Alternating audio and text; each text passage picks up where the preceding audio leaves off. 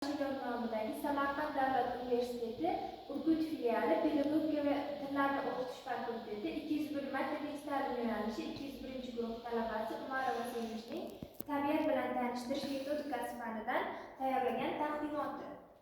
Mavzu: ekologiya tushunchasi.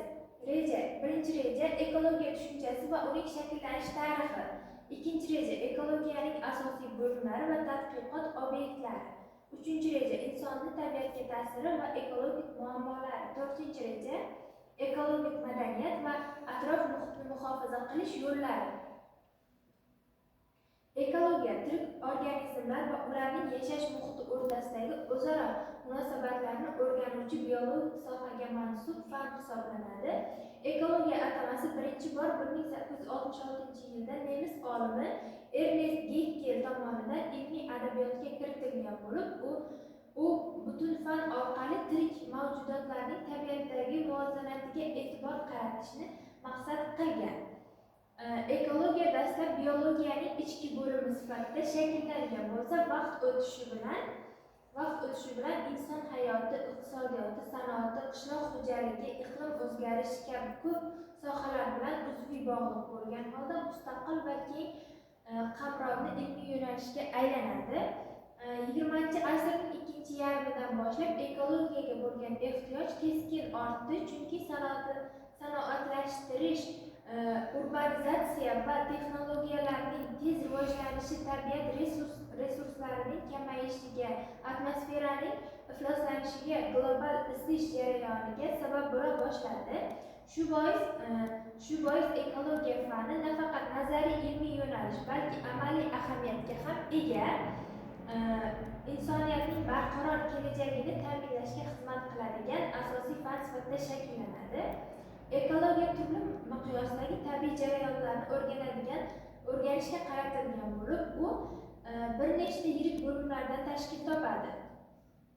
Populyatsiya ekologiyasi. Birinchisi, alohida organizm turlari, ularning soni, yashash sharoiti, o'sishi va kamayishiga ta'sir qiluvchi omillarni o'rganadi. Masalan, hayvonlar sonining kamayishiga olib keluvchi iqlim o'zgarishi yoki oziq tanqisligiga sabab bo'lishi mumkin. Ikkinchisi, biotsinoz va jamoalar ekologiyasi.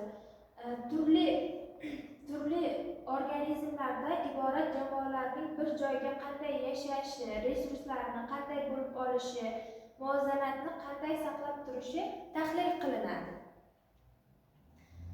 Zamonaviy davrda inson faoliyati tabiatga eng kuchli ta'sir ko'rsatadigan omilga aylanadi. Sanoat korxonalari, transport vositalari va energetika tizimlarini keskin o'sishi natijasida tabiatning tabiiy muvozanati izdan chiqadi. Atmosferaning ifloslanishi, sanoat chiqindilari, avtomobillar chiqindilarini, gazlar havoning sharrini pasaytiradi. Bu nafaqat ekologiya, balki inson salomatligiga ham salbiy ta'sir ko'rsatadi.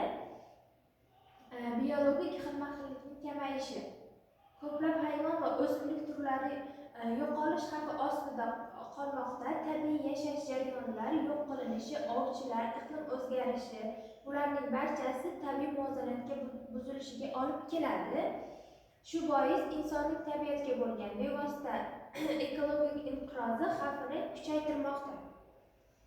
Xulosa: ekologiya insoniyatning barqaror rivojlanishi va kelajak avlodlari farovonligini ta'minlash uchun eng muhim ilmiy yo'nalishlardan biridir. Tabiiy resurslardan cheklanganligi, global iqlim o'zgarishi, hayvon va o'simliklar turlarining kamayishi kabi muammolarni ekologik muvozanatning buzilishiga olib keladi.